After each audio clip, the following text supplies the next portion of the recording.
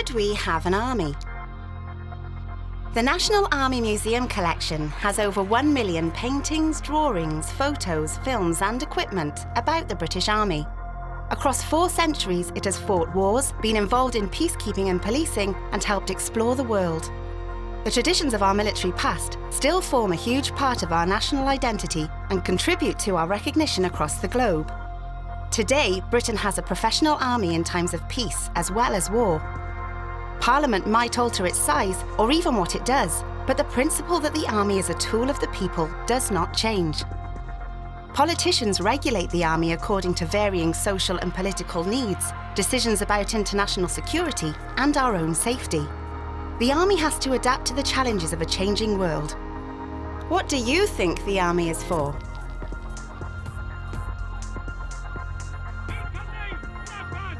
The army's purpose is to serve and protect Britain. When political or diplomatic solutions fail, it exists to fight wars. The army doesn't choose who or where it fights. That's decided by the governments we elect. Over its existence, it has been used to extend Britain's territory or prevent other powerful countries from possessing it, control land and suppress local populations and rebellions, secure trade routes and claim valuable resources for business and the nation, defend Britain and its allies, create stability and promote democracy, and fight terror. Its involvement in these conflicts can divide public opinion. So when is it right to send the army to fight? In reality, fighting isn't all the army does. Today, British soldiers are working in over 80 countries. So what does that involve? Since the end of the Second World War, our government decides whether the British Army will support UN and NATO missions around the world. The army may be called in to provide support during conflicts, preserve peace, prevent further hostilities, help deliver humanitarian aid, and protect civilians. Sometimes it might actually fight in the name of peace. So what is peacekeeping really? Can the lines between fighting and keeping the peace become blurred? And after every conflict, there's the considerable aftermath of war to deal with. This may involve rebuilding and stabilising war-torn countries and providing assistance in their development. So how do we choose who to get involved with? When is it right to get involved?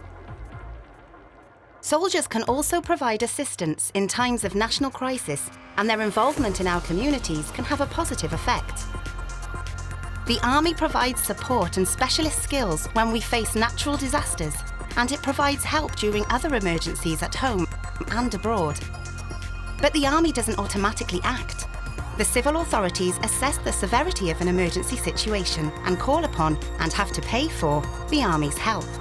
Sometimes its involvement has been unpopular and controversial.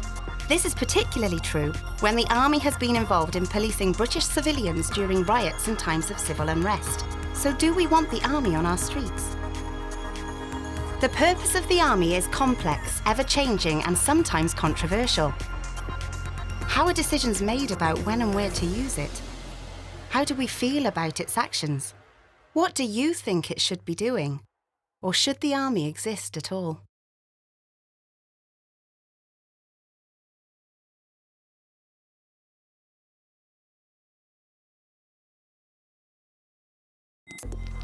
What do we understand about the people who make up the British Army? When you join the army, you sacrifice some civilian freedoms, face danger, and sometimes suffer serious injury or death as a result of your duty. So what has motivated individuals over the years to enlist? Some were conscripted against their will, but the army has traditionally relied on volunteer recruits. So why become a soldier? During hard times, becoming a soldier might offer a better life. Soldiers are paid, fed, given a place to sleep and clothes to wear. Others believe soldiering offers a chance for adventure. The recruitment methods used help us to understand some of the reasons that have led thousands of men and women to choose the army as their career.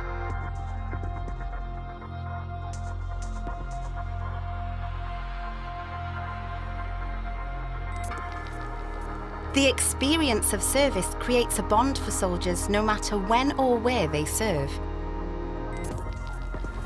It was good because we all bonded, we was in the middle of nowhere, we all had to rely on each other, and it's a friendship and a bond that you can't take away from us.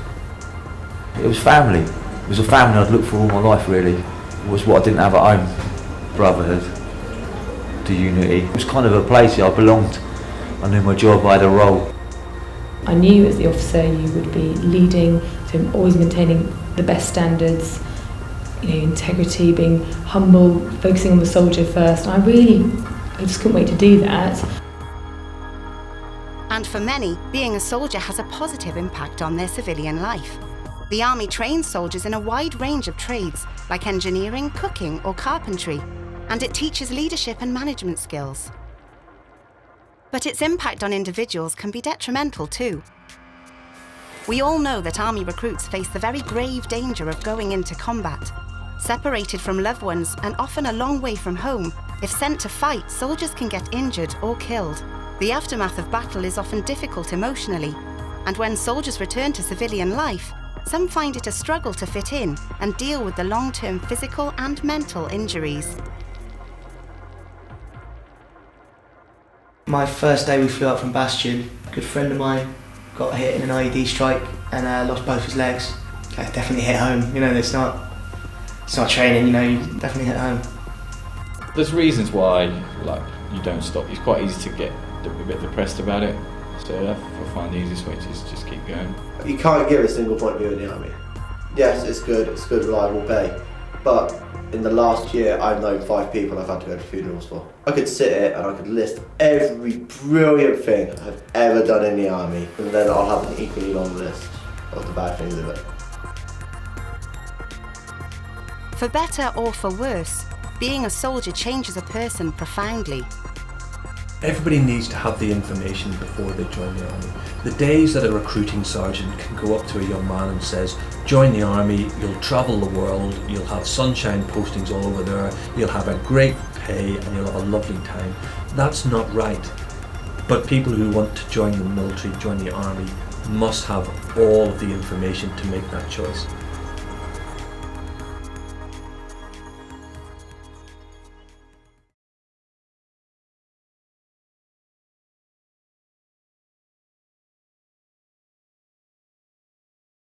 The National Army Museum has collected items from all over the world, which often show society's opinions about the Army, its operations, and the soldiers who serve in it.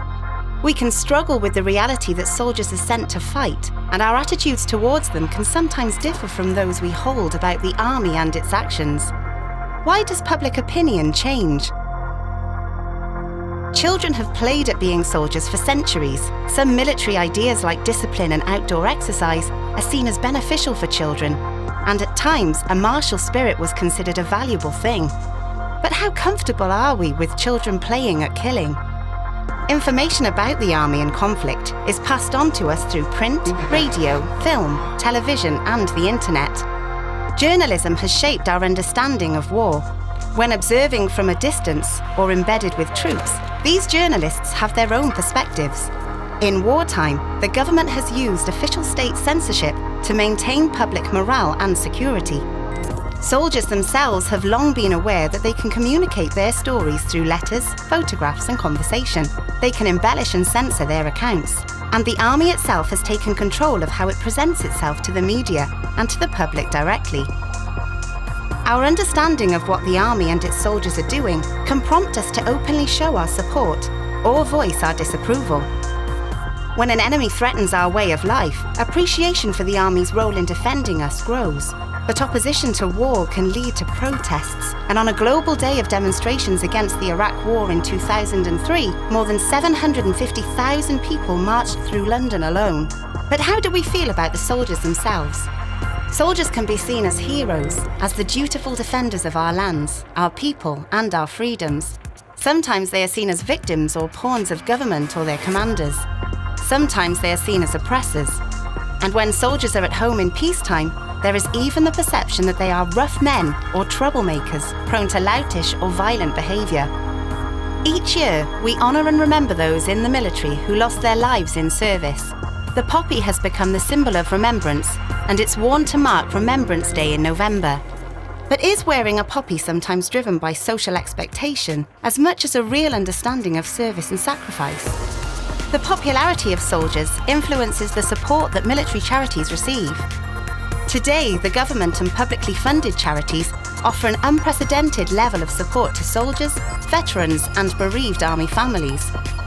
In 2011, the Armed Forces Covenant was enshrined in law. It states that the whole of society has a moral obligation to members of the armed forces and their families, because they give up some of their freedoms and face dangerous situations to fulfil the government's responsibility to defend the nation. Whose responsibility do you think it should be to care for soldiers and their families? In Britain, we have a complicated relationship with our army. We rely on it to protect us, but we're not always comfortable with the conflicts that are fought in our name. What are your views on the role of the British Army, the men and women who serve in it, and its role in society?